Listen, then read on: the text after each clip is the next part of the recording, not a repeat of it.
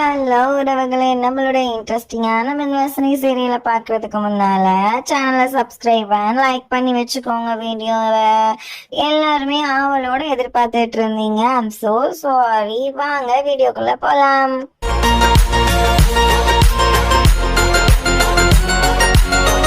இங்க நம்மளுடைய அந்த வீட்டு பக்கத்துல உள்ளவங்க தான் காட்டுறாங்க. எப்படியாவது நீங்க கல்யாணம் பண்ணிக்கோங்க அப்படின்னு சொன்ன உடனே இவங்களுமே வந்துட்டு கல்யாணம் பண்றதுக்காக ரிஜிஸ்டர் ஆபீஸ்க்கெல்லாம் போறாங்க.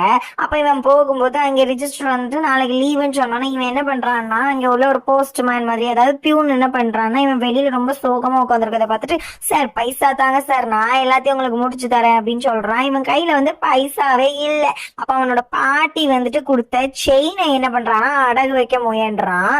இங்க வந்து நம்மளுடைய ஆனந்தியுமே வந்துட்டு படிச்சுட்டு இருக்கா. அப்போ திடீர்னாக்க ஒரு பேனா வந்துட்டு நம்மளுடைய பாட்டி வந்து கிஃப்ட் பண்றாங்க. இவளுக்கு ரொம்ப சந்தோஷமா இருக்கு. அப்ப பாட்டி சொல்றாங்க, நல்ல படிமா, நீ படிக்கணும் நல்ல அப்படி சொல்றாங்க. இந்த நேரத்துல ஜெகதீஷ் என்ன பண்றான்னா ரெஜிஸ்டர் ஆபீஸ்ல கையெழுத்து போட்டுக்கிட்டு இருக்கான். 2 பேருக்கும் கல்யாணமே ஆக போகுது. இவளும் இவனுடைய கழுத்துல மாலையை போட்டுக்கிட்டு இருக்கா. அதே மாதிரி இவனுமே போட்டு அவளை அவனுடைய பொண்டாட்டியாவே ஆக்கிடுறா. எல்லாருமே பார்த்துட்டு ஒரு மாதிரி பார்த்துட்டு போறாங்க.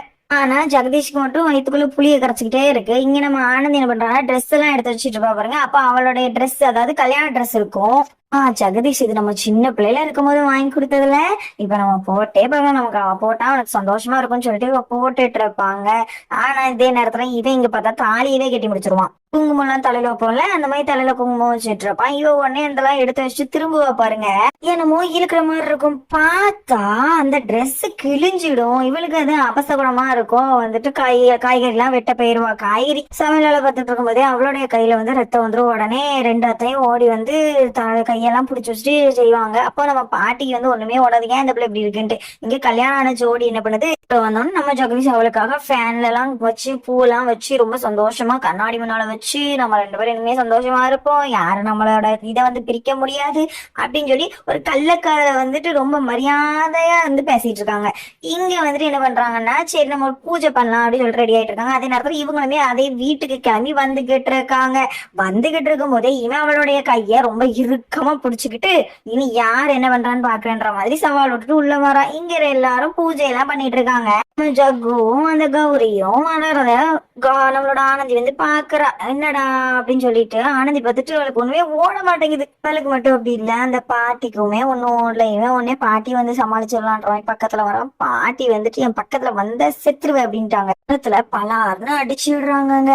அடிச்சுட்டு எவ்வளவு தைரியம் தான் இப்படி பண்ணிக்கிட்டு இருக்கடா நீ அப்படின்னு சொல்லிட்டு இருக்காங்க. ஆனந்திக்கு ஒண்ணுமே ஓடாம பெயர்ந்த மாதிரி நிக்கிறா. இவ வந்துட்டு ப்ளீஸ் பாட்டி, ஏன் பாட்டி இப்படி பண்றீங்க அப்படின்னு சொன்னா, என்னடா செய்யறதெல்லாம் செஞ்சுட்டு படுத்திக்கிட்டு இருக்கியா, பிச்சைக்காரி மாதிரி எவ்வளவு கல்யாணம் பண்ணிட்டு வந்திருக்கேன், பொண்டாட்டி நடு வீட்டுல நிக்கும் போது அப்படின்னு சொன்னோன்னே அப்பவுமே ஆனந்தி வந்துட்டு ஒரு மாதிரி நிக்கிறா.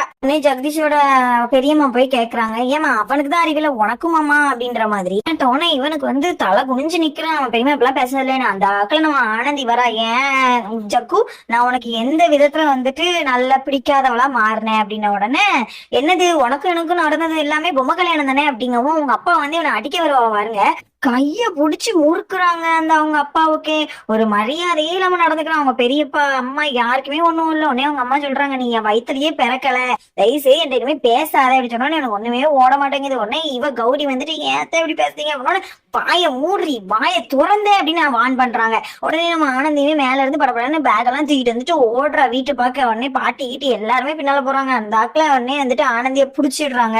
அதுக்குள்ள நம்ம பாட்டி என்ன பண்றாங்கன்னா ஹார்ட் அட்டாக் வந்து விழுந்துடுறாங்க. உடனே எல்லாருமே படப்படன்னு ஓடுறாங்க. ஐயோ பாட்டிக்கு என்னாச்சுன்னு சொல்லிட்டு உடனே இந்த 2 டாக்டர்ல உடனே இந்த 2 என்ன பண்ணுதுன்னா பாட்டியை தூக்கிட்டு போய் பெட்ல போட்டுட்டு என்னமோ பெரிய இது மாதிரி சீன் போட்டுட்டு இருக்காங்க. இவன் உடனே வந்து அழுதுகிட்டு இருப்பான். ஆனந்தி அங்க வந்துட்டு ஆனந்தி வந்து அழுதுகிட்டே இருந்தாக்குல என்ன ஆகும்னா, ஜெகதீஷ் அவனே அறியாம கைய வச்சிடறான் அவன் மேல. அதை பார்த்த கௌரிக்கு பொறுக்கவே இல்லை. உடனே நம்ம ஆனந்தியா அவனுடைய கையை எடுத்து விட்டுட்டு, இப்ப நீ வேற ஒருத்தனோட புருஷன் அப்படின்னு சொல்லிட்டு வெளியில போயிடுறா. நம்ம கௌரிய வந்துட்டு, என்னடா இவ்வளவு திமிர்ந்து நீ அவன் மேல கை வைக்க, உனக்கு நான் முன்னாடியே அவ பண்ணாட்டியா, என் கண்ணு முன்னாலே இப்படி இவ்வளவு அசிங்கமா பண்ணிக்கிட்டு இருக்க, இன்னும் அப்ப நீ அவளை மறக்கலையா அப்படின்ற மாதிரி சொன்னோட, இல்ல இல்ல ஏதோ மறந்து போய் வச்சுட்டு மன்னிச்சு இப்படி சொன்னா ராத்திரி இவனை பண்ணிக்கிட்டு இருக்கானா, இவனுக்கு ஊட்டி விட்டுக்கிட்டு இருக்கா. இவனுங்க அந்த வாங்கி சாப்பிட்டுக்கிட்டு இருக்கான். அதையெல்லாம் பார்த்து ஆனந்திக்கு ரொம்ப ரொம்ப கஷ்டமா இருக்குங்க. உடனே கௌரியுமே ஊட்டி விட்டுட்டு கையெல்லாம் பிடிச்சிட்டு நம்ம வந்துட்டு நல்லபடியா இவங்க எல்லாம் பாத்துக்கிட்டு இவங்க கிட்ட நல்ல பேர் எடுத்துட்டு சந்தோஷமா இருந்துடணும் அப்படின்னு சொல்லிட்டு இருக்கும்போதே ஆனந்தி வந்துட்டு வந்துருவா அதுக்குள்ள. உடனே ஆனந்தி வந்துட்டு ஒரு மாதிரி கதை வந்து தட்டிட்டு இருப்பா. உடனே இவளுமே வந்து பாட்டி பக்கத்துல வந்து உட்காந்துட்டு சாரி பாட்டி நான் செஞ்சதுனாலதானே உங்களுக்கு இப்படி ஆயிடுச்சு அப்படின்னு சொல்லிக்கிட்டு பாட்டி கிட்ட சும்மா பேசிக்கிட்டு இருப்பா பாருங்க. அங்க ரெண்டு பேரும் தூங்க போயிருப்பாங்க. இவன் வந்து அவ பாத்துறதுக்குள்ளேயே இவளை எழுப்பி விட்டுறணும் அப்படின்னு சொல்லிட்டு கண்ணாடியை பத்தி பண்ணிட்டு இருப்பான். அதை வந்து நம்மளுடைய ஆனந்தி வந்து பாத்துடுறா. ஆனந்திக்கு அப்படியே பழைய ஞாபகங்கள்லாம் வந்துடுது. நம்ம இவன் மேல மடியில படுத்து தூங்கிட்டு இருந்தோம், இப்ப பார்த்தா யாரெல்லாமோ படுத்து தூங்கிட்டு இருக்காங்க, இந்த அளவுக்கு கேவலமா இருப்பான் நான் நினைச்சு கூட பார்க்கல அப்படின்னு சொல்லிட்டு இவன் அடுத்த நாள் காலையிலேயே நல்லா குளிச்சு கிளம்பிட்டு நல்லா ஃப்ரெஷ்ஷா வந்துட்டு வீட்டுக்கு வரா. அவளை யாருமே கண்டுக்கவே மாட்டாங்க. பாட்டி வந்துட்டு ஏதோ நாய் நடக்கிற மாதிரி நினைச்சிட்டு இருக்காங்க. அந்த நேரம் பார்த்துதான் ஜெகதீஷ் வந்துட்டு இப்பதான் பாட்டி கிட்ட பேசினா சரியான நேரம்னு சொல்லிட்டு பாட்டி கிட்ட பேச வரா. பாட்டி கண்டுக்கவே மாட்டாங்க. இங்க நம்ம ஆனந்தி சாப்பாடு செய்யலான்னு வரும்போது அங்கே கௌரி போட்டி போட்டுட்டு வேலை பார்க்கறதுக்காக நின்றுட்டு இருக்கா. நம்ம ஆனந்திக்கு ஒரு மாதிரி கஷ்டமா இருக்கு. நம்ம கஷ்டம்ல இவ வந்து நின்றுட்டு இருக்காள். இவ வந்து என்ன பண்ணிருக்கானா ஒரு ஸ்வீட்டு தாங்க பண்ணிக்கிட்டு இருக்கா ஜக்குக்காக. அப்போ இங்க வந்து பாட்டி எல்லாத்துக்கும் ஆனந்தி வந்து சாப்பாடு வச்சு கொடுத்துக்கிட்டு இருக்கா. எல்லாருமே சாப்பிட்றதுக்கு ரெடி ஆயிட்டு இருக்காங்க. பாட்டியுமே வந்துட்டு ஒரு மாதிரி சாப்பிட்றதுக்கு ரெடி ஆயிட்டு இருக்காங்க. அப்போ ஆனந்தி வந்து எதையோ யோசிச்சுக்கிட்டே நிக்கிறா. உடனே அந்த ஜக்கு வந்து சாப்பிட்றதுக்காக வரான். அப்போ அவங்களோட பெரியப்பா எல்லாருமே வந்துட்டு எந்திரிச்சிடுறாங்க. அவன் வந்து சாப்பிட வந்தா நாங்களாம் இருக்க மாட்டோம்னு பாட்டியுமே திட்டிட்டு இப்போ யாராவது எந்திரிச்சிங்கன்னா நான் சாப்பிடவே மாட்டேன் ஃபுல்லா அப்படி சொல்லிடுறாங்க. ஜக்குவுமே அங்க வந்துட்டு சாப்பிட்டுட்டு இருக்கான். ஆனந்தி பார்த்துட்டு ஆனந்தி தான் அவனுக்கு வந்து சாப்பாடுலாம் வச்சுக்கிட்டு இருக்கா. முதல்ல சோறு எல்லாமே வச்சுட்டு உடனே எல்லாருமே சாப்பிட சொல்றாங்க. எல்லாருமே சாப்பிட்டுட்டு இருக்காங்க. அப்போ வந்து கௌரி வரும். அவங்க அத்தைக்காரி வந்துட்டு ஒரு மாதிரி பாக்குறாங்க. ஆனா கௌரி வந்துட்டு ரொம்ப சந்தோஷமா வந்து நின்றுட்டு இருக்கா சாப்பிட்றதுக்காக. ஆனா இங்க வந்துட்டு எல்லாம் சாப்பிட்டதுக்கு அப்புறம் தான் சாப்பிடணும். அதனால நின்றுட்டு வந்து ஸ்வீட் பண்ணால அதை வந்துட்டு பாட்டிக்கு அதுக்கப்புறம் அவளுடைய பெரியப்பா எல்லாருக்குமே கொடுத்துக்கிட்டு இருக்கா. ஆனந்தி அதெல்லாம் ஒரு மாதிரி பார்த்துட்டு இருக்காங்க. உடனே அவ பெரியப்பா சாப்பிட்டுட்டு அது நல்லாவே இல்லைன்னு சொல்லிட்டு சீ அப்படின்றாரு. அதை பார்த்து நம்மளுடைய கௌரிக்கு வந்து ஒரு மாதிரி கஷ்டமாயிருது.